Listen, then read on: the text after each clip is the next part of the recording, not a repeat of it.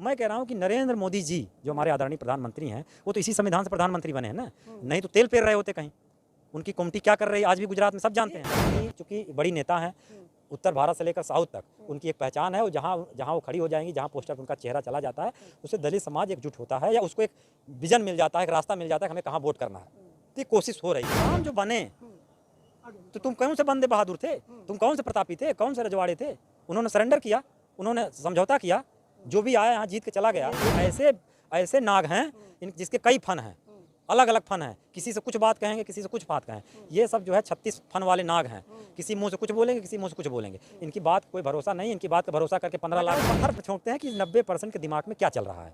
अगर वो सोया हुआ है तो इम्प्लीमेंट करेंगे, और नहीं सोया हुआ है तो पीछे हट जाएंगे। अच्छा, इन्होंने जो कंकड़ मारा है, क्या पता चला, क्या बाहर आया? इससे जैसे पीछे हट गए ना, उनको लगा कि अभी ठीक समय नहीं है, इसलिए पीछे हट गए। लेकिन ये ट्राई करते हैं, कोशिश करते हैं। आए दिन इनके बाबाओं को देखो, इनके नेताओं को देखो, इनके अनुसांगी संगठनों के नेताओं को देखो, वो रात दिन यही करते रहते हैं कि हम संविधान बदल देंगे। तिरंगा को जलाया इन्होंने जंतर मंतर पे। तो इस तरह का सारी चीज़ें जब हो रही हैं, ये कोशिश करते रहते हैं। लेकिन देखिए, जब ये विश्व गुरु की बात करते हैं तो विश्व में जब भी जहाँ भी जाते हैं तो सिर्फ बुद्ध का नाम लेते हैं। मैं बुद्ध के देश से आया हूँ, और बुद्ध की ही संकल्पना, फटंटी, बंधुता, शील, सब प्रियम्बल में लिखा हुआ है। उसको अपने देश में भूल जाते हैं। विश्व में जाएंगे तो बुद्ध की बात करेंगे, और यहाँ वायलेंस की बात करेंगे।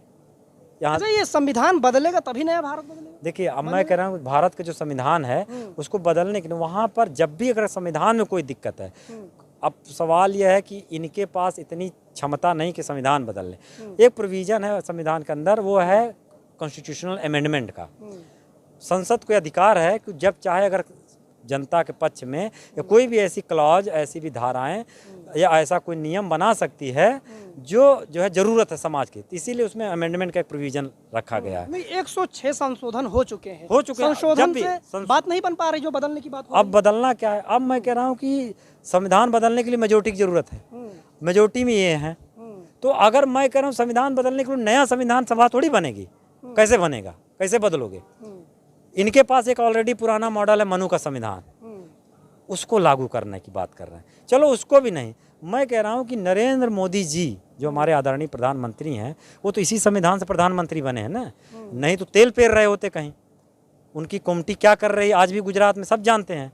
तो वो उस संकल्पना में, जिसकी संविधान की इनके अंदर संकल्पना है, जो मनुवादी विचारधारा से प्रेरित है, उसमें तो नरेंद्र मोदी जी कभी प्रधानमंत्री नहीं बन सकते।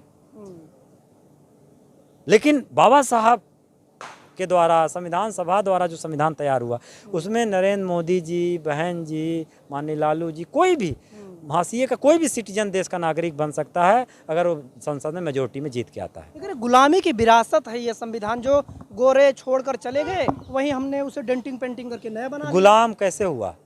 राजे रजवाड़े तो तुम ही थे, तो कैसे गुलाम हो गया? सवाल ये है, तुम कर क्या रहे थे, कैसे गुलाम बने तुम? उस पर बात करो ना। हमारे हाथ में सत्ता नहीं थी, तो गुलाम जो बने तो तुम कौन से बंदे बहादुर थे, तुम कौन से प्रतापी थे, कौन से रजवाड़े थे? उन्होंने सरेंडर किया, उन्होंने समझौता किया, जो भी आया यहाँ जीत के चला गया। और यहाँ के जो बैकवर्ड हैं, दलित हैं, अंग्रेजों ने या मराठा जो सैनिकों ने, महारों ने, महार रेजिमेंट जो है, अब उनको जो है यहीं के लोगों ने, कितने आए थे मुगल। बतौर प्रोफेसर क्या देख रहे हैं आपकी, अगर मान लीजिए एक बार के लिए मान लीजिए संविधान बदल जाता है तो क्या बदल जाएगा? इनकी हैसियत नहीं है।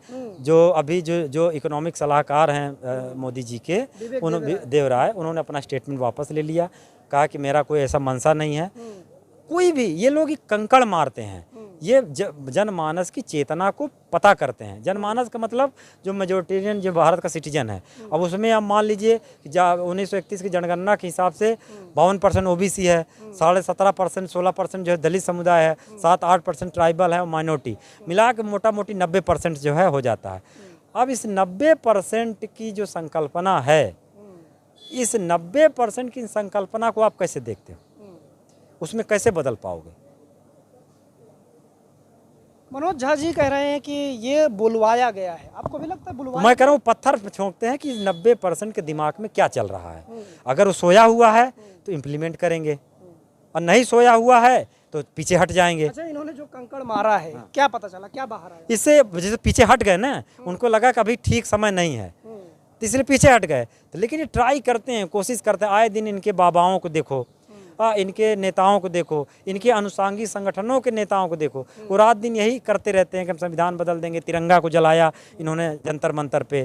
तो इस तरह का सारी चीज़ें जब हो रही हैं, ये कोशिश करते रहते हैं, लेकिन चूँकि सत्ता इन्हीं के हाथ में है और सत्ता इन्होंने बहका करके पूरी मीडिया को कब्जा करके, मीडिया के जरिए, डिबेट के जरिए एक ही तरह का नैरेटिव फैला करके जनता को ले आए। तो डॉक्टर साहब, आप देश की राजनीति पर बहुत पैनी नज़र रखते हैं, कैसे देख रहे हैं इंडिया वर्सेस इंडिया की लड़ाई? इंडिया जो अलायंस है, कोशिश है उन बिखरे हुए ताकतों को एकजुट करने का, जो अलग अलग खेमा और अलग अलग दल और विचारधारा में बटे हुए हैं। उनके बीच में कॉमन मिनिमम एजेंडा बनाया जा रहा है। उनके बीच में एक अलायंस बनाने की, उनको एक साथ बैठाने की कोशिश है। इसमें सोनिया जी, लालू जी और नीतीश कुमार जी, अखिलेश यादव जी, इन लोगों ने बढ़ चढ़ कर प्रयास लिया। एक संकल्पना एक मीटिंग में निकल कर आई।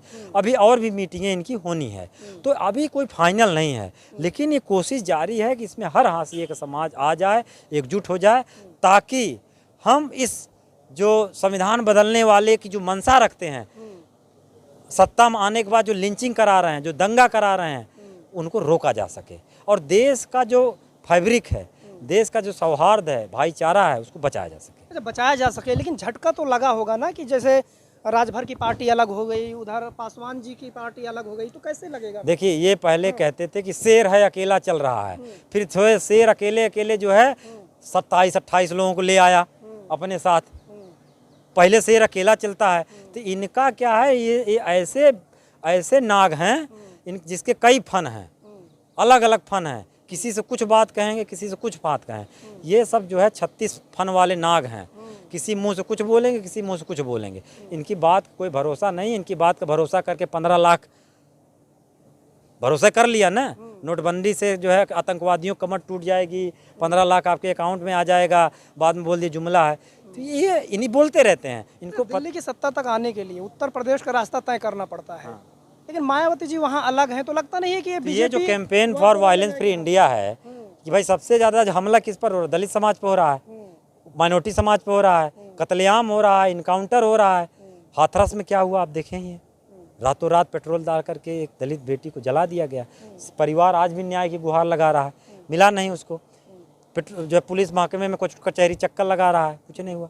अभी दिल्ली में ही आप देखिएगा, जो है पहलवानों ने, मतलब कहने का मतलब ये है कि जो भी आज यहाँ इकट्ठे हुए हैं, सबके अंदर ये भावना है कि कुछ बदलाव हो, कुछ तिलस्म टूटे, तभी कुछ संभव है, और ये टूटेगा। एक प्रयास। सवाल का जवाब नहीं मिला। अगर बसपा उत्तर प्रदेश में अलग चुनाव लड़ती है तो बीजेपी को तो नहीं, अभी तो जैसे अलायंस में नहीं है, लेकिन एक कैंपेन है, एक मैसेज, एक पैगाम उन तक पहुँचाया गया है बहन जी तक, कि बहन जी चूँकि बड़ी नेता हैं, उत्तर भारत से लेकर साउथ तक उनकी एक पहचान है, और जहाँ वो खड़ी हो जाएंगी, जहाँ पोस्टर पर उनका चेहरा चला जाता है, उससे दलित समाज एकजुट होता है, या उसको एक विजन मिल जाता है, एक रास्ता मिल जाता है कि हमें कहाँ वोट करना है। तो ये कोशिश हो रही है। जो सामर्थ्य है बीएसपी में, लगता है उस ढर्रे पे काम हो रहा है। ये कोशिश है, मैं कह रहा हूँ कि जिसे हम अभी कॉन्फिडेंस से कुछ नहीं कह सकते। अभी न जाने क्या होगा, आने वाले चुनाव में बहुत कुछ बदल सकता है, बिगड़ सकता है, लेकिन कोशिश तो जारी है ना। बस ये कोशिश ही है हमारी।